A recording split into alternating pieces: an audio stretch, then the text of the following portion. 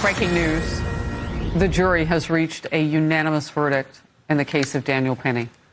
He's been found not guilty on the charge of criminally negligent homicide. Now, remember what was at stake here. The jury could not agree on manslaughter. They failed to agree twice. The judge gave them another bite at the apple on this lesser charge, negligent. They now say not guilty.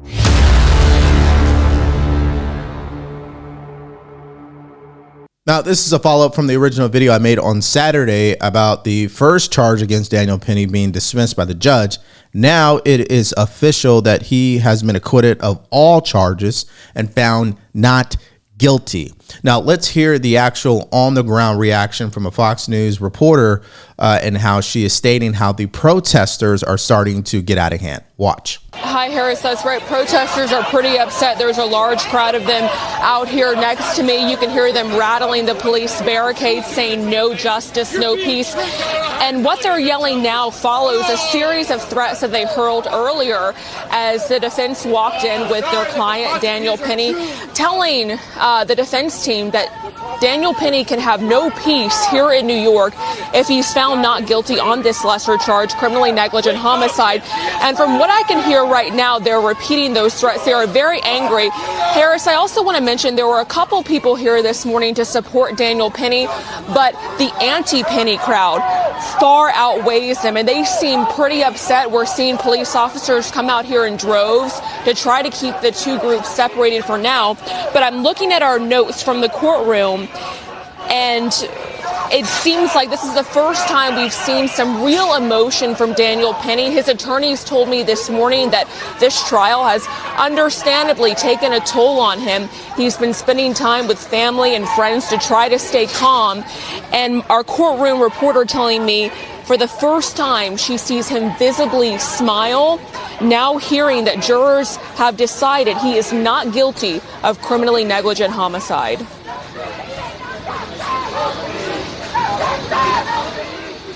Harris, are you with me? Yes, CB, thank you. Sorry about that. And we've lost our picture. Now, let's just start with some common sense here. There's always three sets of truth, right? There's what actually happened on that train, and only the people that were physically there can vouch for that.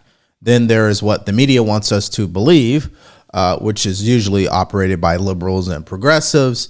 And then there are the other side of that, which would be people online, which could be conservatives or just social media influencers, people who just have an opinion, right? And the bottom line here is this. Daniel Penny believes he acted in self-defense and in defense of others. So when he's found not guilty, it's reasonable, right? It's not like he walked onto the subway train looking to kill this guy. It's not like he stalked him for 3 days before the subway train, right? And it's not like the guy was sitting there peacefully, not disturbing anybody, right? And I'm talking about Jordan Neely, of course.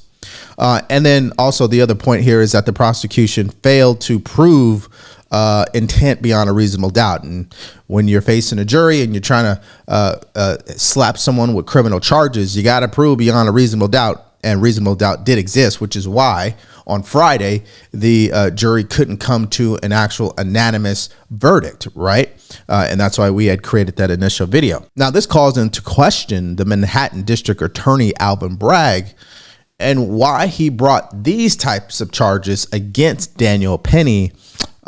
Here's Fox News talking about that exact point. So I think that the most surprised person in that room may be Alvin Bragg, because you have a jury that apparently couldn't agree on the more serious offense, but then they came back and they said, but we do agree that he's not guilty of the lesser offense. So it's not exactly how this was supposed to play out in his view. And you keep in mind that this is a jury that received an Allen charge. And so that's where the court says, go back and try again. It's a favorite charge of prosecutors because jurors often do then produce a compromised verdict, a conviction for the prosecutor. Yeah, you know, that's really what I was asking my guest who's now rejoined me, Andrew Cherkasky, about, Jonathan, was this idea that it is a gift. Because what it's telling the jury tacitly is, you need to go back and find this guy guilty of something. So have at it, and here's a lower charge. Maybe that's not the intention, but that is that favor that you talk about that jurors may perceive it as. Now, let's remember here, the medical examiner's report and the testimonies indicated that Daniel Penny was attempting to subdue Jordan Neely and not cause fatal harm. And also, they ruled that the death of Jordan Neely was not due to the chokehold. So if you're a jury, you have to take that into consideration. How can you find him guilty, right, if you know that's not why he died when Daniel Penny was using some form of self-defense? Now, of course, Jordan Neely's father had something to say about this, and here's his statement. I just want to say I miss my son. My son didn't have to go through this. I didn't have to go through this either. It hurts. Really, really hurts. What are we going to do, people? What's going to happen to us now? I had enough of this. The system is rigged. Come on, people. Let's do something about this. Let's do something about it. Too often, we have Eric Garner's mother here.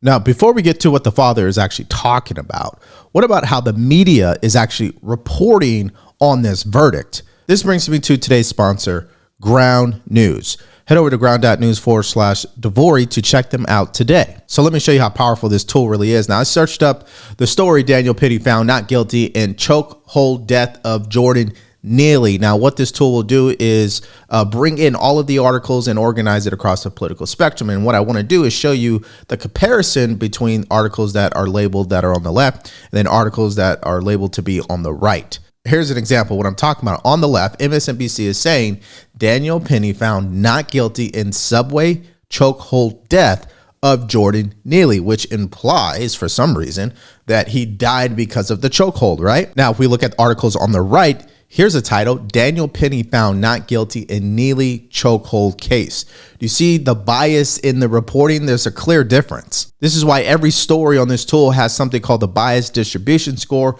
which will tell you overall which way does this story lean. And they also have another powerful tool called the blind spot tool, which are stories that are disproportionately being reported by only one side of the political spectrum. And that's why I love Ground News, and you will too. So head over to the link in the description below, my pinned comment, or scan the QR code. It's going to take you over to ground.news/Devori to get 50% off the Vantage plan for the rest of this year. And you can, if you're already a subscriber, you can gift that same 50% off to a family or friend. Now, you can obviously perceive his statement, let's do something about it, in so many different ways. And what I would actually say, since I know a lot of people are going to watch this video, what should be done about all of this is truly protesting in this country about the failed mental health industry. I mean, if you really want to get upset and rail against the government and the system, let's rail against the mental health system, right? There has been no solution up to this point in a very long time to what's going on in our country as it pertains to mental health. Can we at least admit that and finally give that attention? But let me ask this question. Black Lives Matter. Where were you at when Jordan Neely was clearly having issues with his mental health? What about all those other cases that he was involved in where he committed crimes? Where were you then trying to support him and get him back on his feet? Oh yeah, that's right. You guys only show up when it's very convenient for you, right? Now, here is Alan Dershowitz on Newsmax actually talking about something that I think we all can agree with. Alvin Bragg needs to go. Sir, did you want to start off with just the immediate reaction to the not guilty verdict in the Daniel Penny case? I have to admit I was a little surprised. Having hung on the higher count, I was not expecting that they would so quickly acquit on the lower count. It probably shows that there were only one or two people in the original high count that hung based on their desire to see a conviction. So I think it's a good thing. Now, I think the next step has to be the removal of Alvin Bragg from the role of district attorney. He is a disgrace to the office. The two cases he brought should never have been brought. The case against Donald Trump, which was made up out of whole cloth, which to my mind involves unethical, unprofessional conduct by Bragg, and also this case, which should never have been brought either. He brought it only because of the racial component to the case and because of pressures from Black Lives Matter and other groups on the outside, both white and black radicals who wanted these cases to be brought, wanted this case to be brought, and who are going to continue to complain, even though there were obviously black members of the jury who voted to acquit as well. So it's interesting. So you have black people that were actually on the jury. That's number one. Number two, some people believe, like you just heard, that the case was only brought for political and social justice reasons, not for actual justice, which leads me to point number three. When these district attorneys do things like this, and if you're really all about Black Lives Matter, they actually do more damage to the black community, the black image, right? Because now what we are reinforcing is this image of victimization. When are we as black people going to stop tolerating things like this, right? You don't need to bring a case to prove anything to me as a black person in this country. If someone committed a crime, they should be prosecuted. And if they didn't, then they didn't. You don't need to make it about my skin color. Professor, what do you make of how quickly they came back with this verdict? And also, too, there's the civil case that he's also facing, too, Daniel Penny. Does that, given that he's not guilty on the criminal case, what happens to the civil case as well?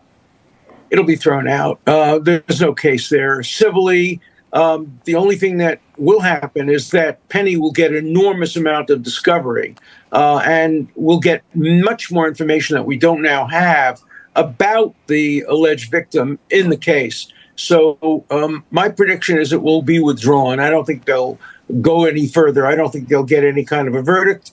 Now, maybe the city will settle if they sue the city as well. If I were the lawyers for the alleged victim, I'd probably think I'd have a better shot of getting some money from the city, which was sympathetic, obviously, to the victim, than from a poor former Marine who probably doesn't have a lot of money. So I don't think the civil case is going anywhere. This is not O.J. Simpson, where the civil case won after the criminal case lost. There was no case here to bring it all, either civil or criminal. Now, let's really pay attention here, people. This is, again, another case, another story that they're going to want to push in order to divide us. So whether you are white or black or Asian, male, female, you're from the South, you're from the North, you're from the country, you're from the city. The whole objective here really behind all of this is to continue to pump in the minds of American citizens that racism is alive and well, and that the system is still out to get black people. And again, what does that create? Division. They don't want us united. They don't want us thinking for ourselves. And let me tell you, it's okay to stand up and say, hey, you know what? I agree with that verdict, but I also agree that we need to do something about the mental health crisis in our country. I also agree that maybe Jordan Neely should have never even been in that position. Daniel Penny should have never been in that position. He should have never had to do anything like that, right? The people on the subway should have never had to experience that. That all could be true at the same time. Now, if you're a true believer like Hawk Newsom, you would think everything I just said is ludicrous. And in fact, hear his reaction to the verdict. Just like everybody else has vigilantes, we need some black vigilantes. That's right. People want to jump up and choke us and kill us for being loud. How about we do the same when they attempt to oppress us? Right. I'm tired. I know you're looking for us to be like, oh, go and march. Go and march. No. This weekend, I want you to hold a community event everywhere from the Bronx to Houston to Seattle to Florida. Black people, whole community event and talk about what you need. Now, I'm not even going to get into the weeds of what he was saying. I'm just going to get to the bottom line, which is this. Everything that comes out of the mouth of people like him, especially true believers of the Black Lives Matter movement, and they think the system is oppressing black people, it all comes from a place of victimization. It's lack, it's limiting beliefs, it's living in a negative mindset. If that's the way you see the world, it doesn't matter what I say or anyone says. It doesn't even matter if someone is white and they do the right thing by you. You always will see it from a negative light. And that's why that type of rhetoric is never going to get the end result that they're actually looking for. And obviously my prayers go out to both families, right? Because nobody really wins in all of this, right? But here's my question for you guys. Do you guys agree with this not guilty verdict? And if you do, explain why in the comment section below. Now, if you disagree, please also explain in the comment section below. Now, so on that topic of the justice system, President-elect Trump sat down with Meet the Press host Kristen Welker.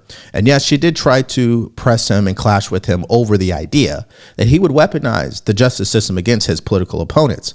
But what she was not prepared for was how disciplined, how sound and tactful, and how much Donald Trump actually dominated in this interview. So if you guys want to check that video out, all you have to do is click on it because it's coming up right now.